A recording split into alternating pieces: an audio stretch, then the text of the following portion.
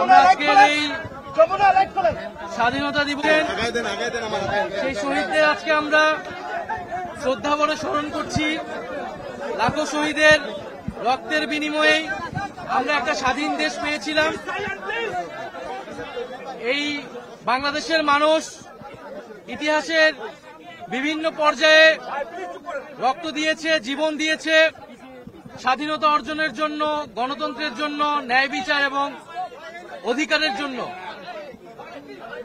সেই উপনিবেশ বিরোধী সংগ্রাম থেকে আমাদের স্বাধীনতা সংগ্রাম এবং এর ধারাবাহিকতায় 2024 সালের গণ অভ্যুত্থান।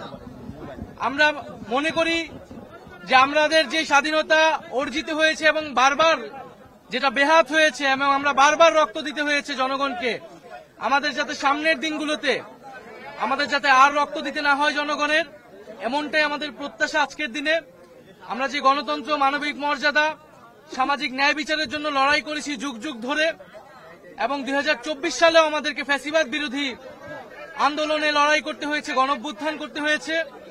আমরা চাই একটি গণতান্ত্রিক রাষ্ট্র ব্যবস্থা বিনির্মাণের মাধ্যমে এবং আমাদের যে শাসন কাঠামো, আমাদের যে গণতান্ত্রিক প্রতিষ্ঠানগুলো, সেগুলো আবার সংস্কারের মাধ্যমে পুনর্গঠন করে একটি গণতান্ত্রিক রাষ্ট্র তৈরি করতে, যেখানে মানুষের ন্যায় বিচার নিশ্চিত হবে এবং মানুষকে বারবার আর রাস্তায় নামতে হবে না রক্ত দিতে।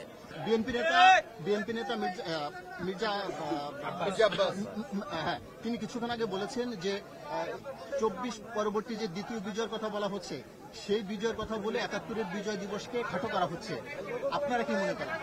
তিনি বলেছেন যে প্রত্যেকটা আন্দোলনই, গণ আন্দোলনই আসলে স্ব মহিমায়, নিজস্ব মহিমায় রয়েছে। এই ব্যাপারে আপনাদের মন্তব্যটা আসলে?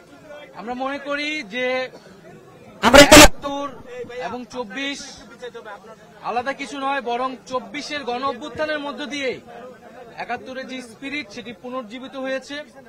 71-এ আমরা যা চেয়েছিলাম সেটা 54 বছরে অর্জিত হতে পারে নাই বিধায় একটা ফ্যাসিজম 15 বছর ধরে বাংলাদেশে চেপে বসেছিল বিধায়ী আরেকটি গণ অভ্যুত্থানের কিন্তু প্রয়োজন হয়েছিল।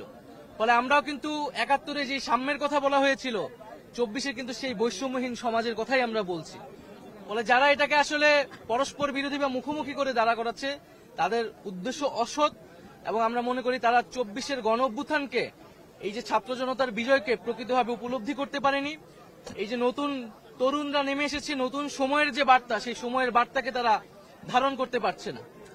এবং আমরা মনে করি যে বাংলাদেশে বর্তমানে আমাদের জাতীয় নাগরিক পার্টির যে দাবি, যে বিচার সংস্কার এবং গণপরিষদ নির্বাচন, আমরা মনে করি ঠিক সেই পথে গেলেই জাতির একটি উত্তরণ ঘটবে গণতন্ত্রের পথে। সংস্কার এবং বিচারবিহীন যদি নির্বাচন দেওয়া হয় এবং কেবল কোনো একটি দলকে ক্ষমতায় বসানোর জন্যই যদি নির্বাচন চাপিয়ে দেওয়া হয় সংস্কার এবং বিচার ছাড়া, তাহলে তা অবশ্যই মেনে নেওয়া হবে না।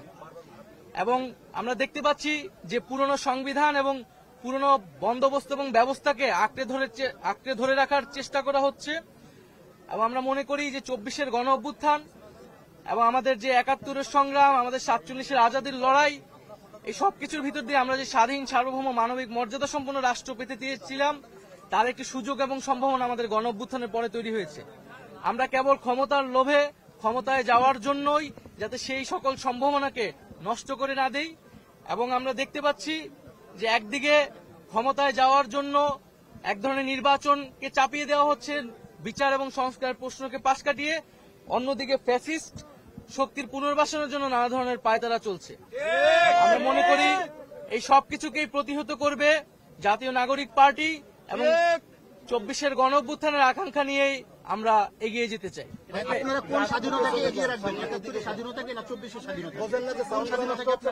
71-এর স্বাধীনতা, 24 স্বাধীনতা পরস্পর বিরোধী নয়, আমরা সেই ধারাবাহিকতাতেই আছি।